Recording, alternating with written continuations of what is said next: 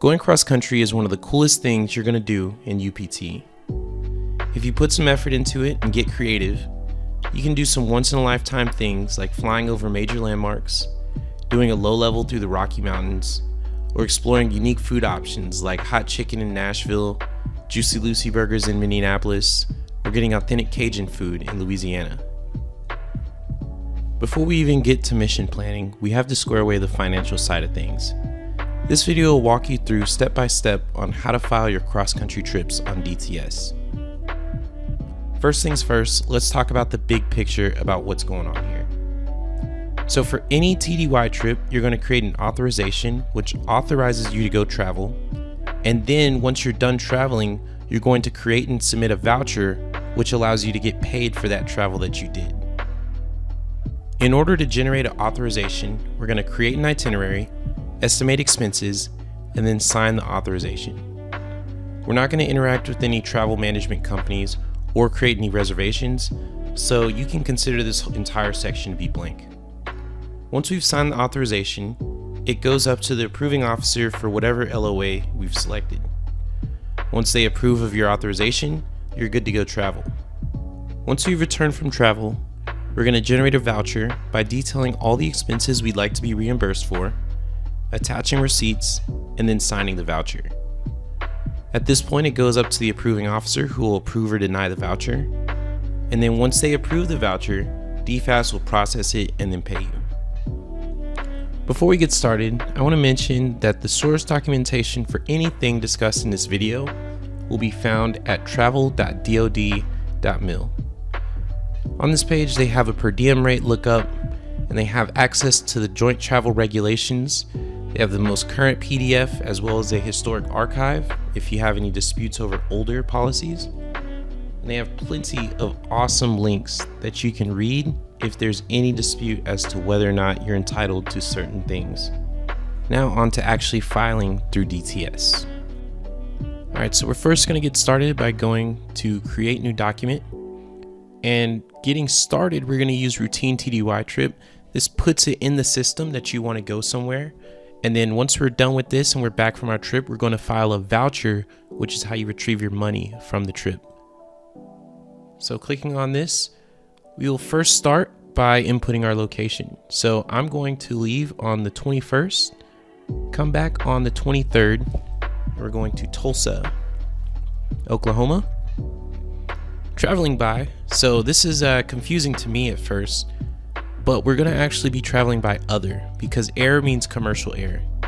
Time of day doesn't matter, and we're not getting a rental car.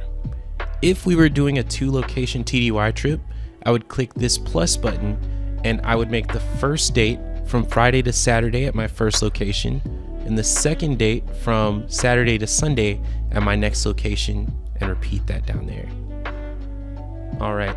So under trip overview, this should all be automatically populated for you. We are leaving from and returning to our duty station because the whole trip starts and ends at your home base. It's a multi-day trip, time of day, all that stuff should be populated. So under trip details, it will automatically populate correctly as temporary duty travel routine. For the purpose, we are doing training. And under the description, this is where you tell the approver who your partner was for the weekend so they can know if you as a group exceeded $1,000 for both of you. So for me, I'm going cross country with Captain King. So I'm going to do CT XC with Captain King. And then we hit continue. Next, it's going to take you to lodging. We are not going to book lodging in DTS because due to maintenance, weather, or training requirements, we might not actually check in at the locations that we wanted to. So this allows us to be flexible and we will rectify that later. So we'll go ahead and skip through here and head on to expenses. Under expenses, it'll have our lodging and the total expenses that we're incurring for lodging alone. If we click down on details, it'll break down day by day. So what you need to know about this section is that based on the city that you're staying in, your lodging rate might change. It costs more to get a hotel in Denver than it would in Albuquerque, New Mexico. So if you're curious if we're stranded somewhere and we're going to change the plans, we got to make sure we check the JTR to ensure that the lodging rate at our new location allows us to stay inside of our budget. So if we wanted to look this up, we would start by going to travel.dod.mil. From this website, I'm going to click on per diem. So let's say for hypothetical reasons, we were in Albuquerque, New Mexico, and we wanted to go to Kansas City, but weather didn't allow us to go there, and so we want to change our plans and go to Denver. In order to look up the per diem rate for Denver, I would go to this page. I would search Colorado and hit submit. From here, I would just Control F, Denver, and here it is. So we have a nightly rate of $199 per night. $74 is the meal rate, and then $45 is the partial rate, which can be found at the top of this table. So as you can see, $199, that's a lot. Now let's take a look at something like Wichita, Kansas. So I'll start with Kansas, and we'll search up Wichita. So as you can see, if we had a decision to make, Wichita, Kansas would only charge us $103, and we get $59 per night or $38 for the partial coverage. That's a difference of about $90. So if we're stranded and our budget is looking tight, it's looking like we're gonna have to spend the night in Wichita, Kansas based on these numbers.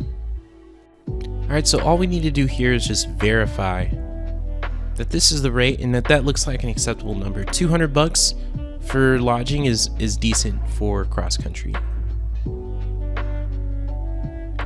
Next, we're gonna take a look at per diem. So this is where we're going to get our meal rate. So here is our normal meal rate and then the proportional rate because it's the first and the last date. So now our meals, we're going to be compensated $150 out of pocket to cover breakfast, lunch, dinner, traveling, incidentals, other stuff like that. All right, so after per diem, we get to the accounting page. This is how we determine who pays for this trip. So a line of accounting is basically you just saying what pot of money is this trip going to be compensated out of. So what we need to do is we need to select this right here, and we need to say 23/33 FTS. This says that the pot of money in the fiscal year 2023 will pay for this cross country. So now scrolling down to the accounting summary, we get the actual trip cost so far.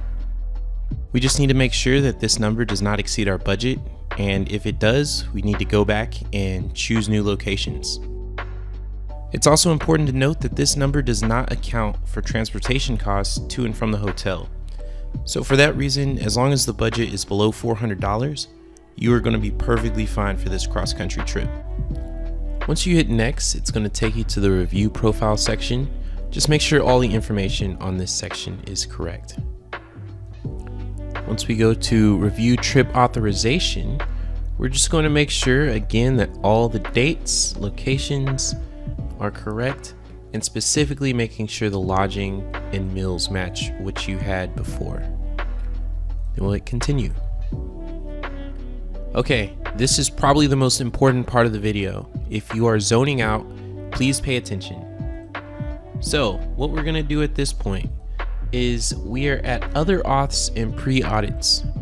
We need to click on add other authorization, and then we're going to select other, zero marks below, purse tempo code Delta for mission support TDY, and then most importantly, variations authorized. This allows you to deviate from whatever is filed on here for the reasons that we will explain in the comments. If you do not select variations authorized, technically you are not authorized to deviate from this plan. Please select variations authorized. Alright, so once we've selected our authorizations, under other we're going to add a comment and we're going to say alternate means such as secure video teleconference or other web-based communications, are not sufficient to accomplish travel objectives. This training cannot be performed by any method other than flight training. Under variations authorized, we're going to tell them that due to the dynamic nature of our flying training, factors such as weather, maintenance, or training may drive us to deviate from this plan. Under Purse Tempo Code D, we are not going to add any comments. Under pre-audits, we're going to select the reason code of mission requirements. Once we've done that, then we're going to add our justification, and we are going to say variations authorized. You can add other comments as well, but variations authorized is a catch-all, which drives them back up to the variations authorized authorization, and that is your justification as to why you're not using their lodging. So now we find ourselves at the trip authorization status page. We are going to agree to sign the document. The routing list should be your squadron that you're flying with, their routing list. And under additional comments, this is where you're going to highlight any non-standard things about your cross country. So maybe if it's a 4-day cross country or a 2-day cross country, if you're going to do any kind of talking or events during the cross country that would make your finances look a little non-standard, you would leave those comments here. Since I have none, I'll go ahead and hit submit completed document. So we have now submitted our request to go cross country on October 21st. Until an approver actually approves your authorization, you can go in and edit and make changes to your authorization, or you can view it. And then once a reviewer actually approves your cross country, it'll be locked and you'll have to make changes in the vouchers section. Now, time to go cross country.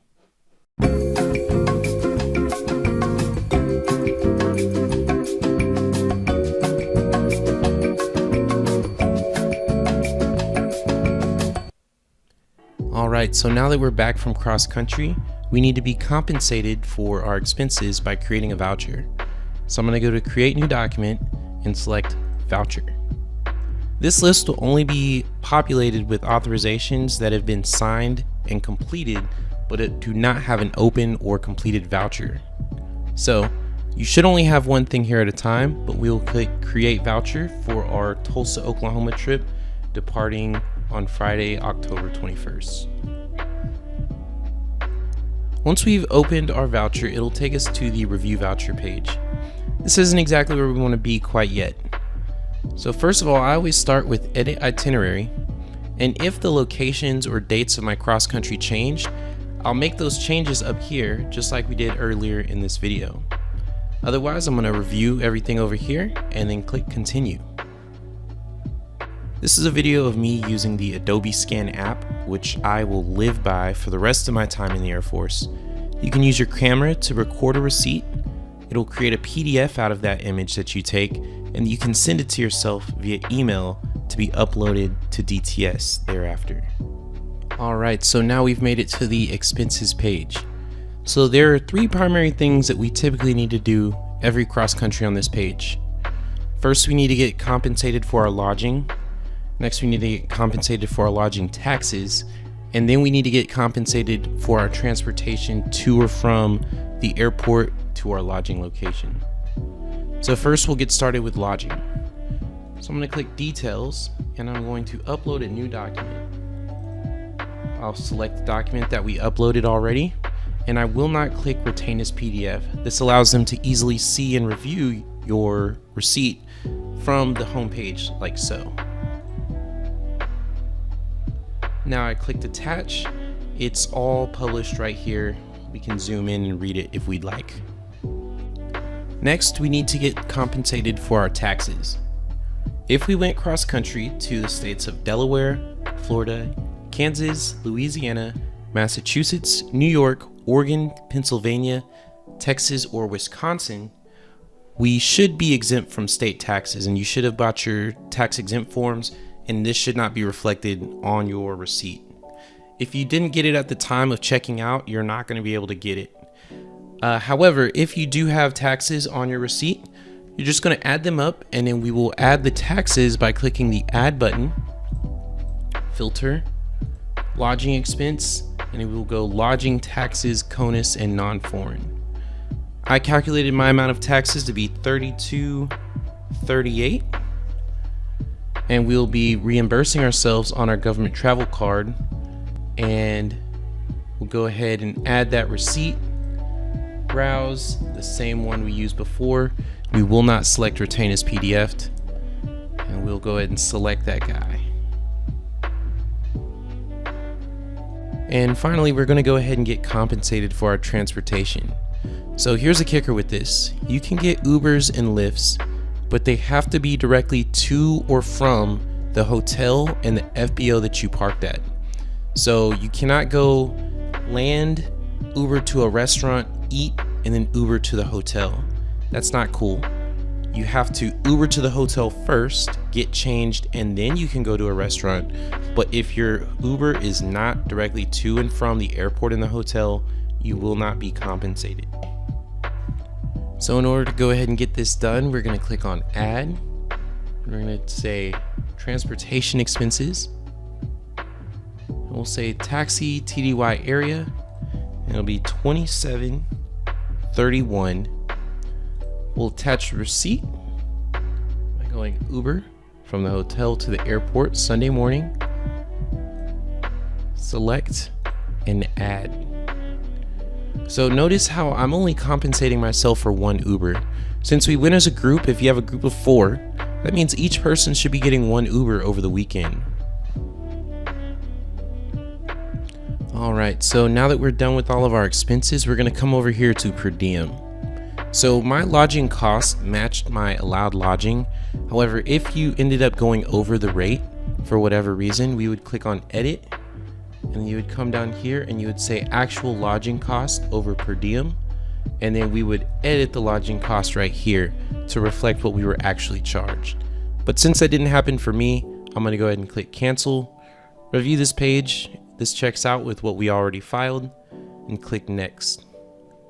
Now that we're on accounting, I'm just going to go back and make sure that my expenses, so I incurred about $59, $59.60 or so. So under accounting, I'm going to specifically make sure that my other matches the exact expense that I logged under expenses. Everything else should be in accordance with how we've already filed.